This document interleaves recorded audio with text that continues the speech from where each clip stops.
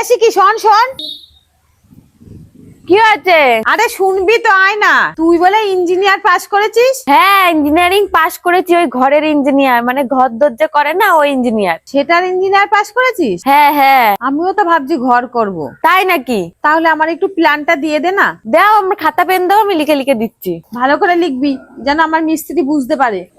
এই যে এটা তোমার হবে 400 গজের ঘর। আচ্ছা ঠিক আছে। এটা হবে ঘরের মেন দরজা, দরজার পাশেই হবে এটা বাথরুম। দরজা দিয়ে ঢুকেই হাঁকার জায়গা? আরে কারোর যদি জোরে হাগা পায় তাহলে ঘরের মধ্যে ঢুকে সাথে সাথে হাঁকতে চলে যেতে পারবে, না কোথায় হাঁকবে, দৌড়ায় বেড়াবে নাকি? তারপরে এইখানে হবে একটা বেডরুম, বেডরুমের এই কোনাই হবে আর একটা পায়খানা বাথরুম। বেডরুমে হাঁকার জায়গা কেন? আরে কেউ যদি ঘরের মধ্যে থাকে, তার যদি জোরে হাগা পায়, সে আবার বাইরে হাঁকতে যাবে, তো ঘরের মধ্যেই হাঁকবে। এখানে হবে তোমার ডবল বেডরুম, এইখানে একটা বাথরুম, এইখানে একটা বাথরুম। দুটো হাঁকার জায়গা কেন? দুটো মানুষ থাকবে, দুইজনের হাগা পাবে, কোথায় হাঁকবে?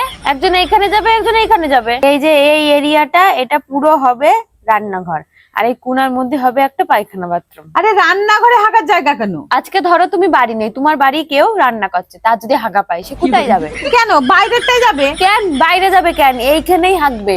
এটা হলো লিভিং রুম, লিভিং রুমে এখানে বড় একটা সোফা থাকবে, এইখানে একটা, এইখানে একটা, এখানে একটা পায়খানা বাথরুম হবে। তিনটে হাঁকার জায়গা কেন? আরে তিনজন মানুষ যদি সোফায় বসে টিভি দেখে, তিনজনের যদি হাগা পায় কোথায় যাবে? একজন এই দিক যাবে, দুইজন এদিক যাবে, আর তিনজন কোথায় যাবে?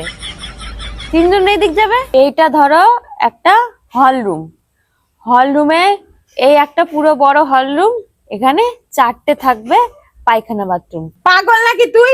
চারটে হাঁকার জায়গা কে বানায়? ধরো বাড়িতে কোনো অনুষ্ঠান হচ্ছে, পুজো মুজো হচ্ছে, ওখানে 4 জনের হাগা পেয়েছে, তাহলে তারা কোথায় যাবে? আরে বাইরেরটাই যাবে। না, বাইরে যাবে কেন? ঘরের মধ্যেই যাবে, 4 জন 4 জায়গায় যাবে। এটা তো পুরো একদম নর্মাল গলি বাড়ির। আচ্ছা এইটুকু এইটুকু ঠিক আছে তো? না না, এখানে কিছুই হবে না, এটা তো গলি। এখানে আমরা পর পর এমন হাগার বাথরুম বসাতে থাকবো।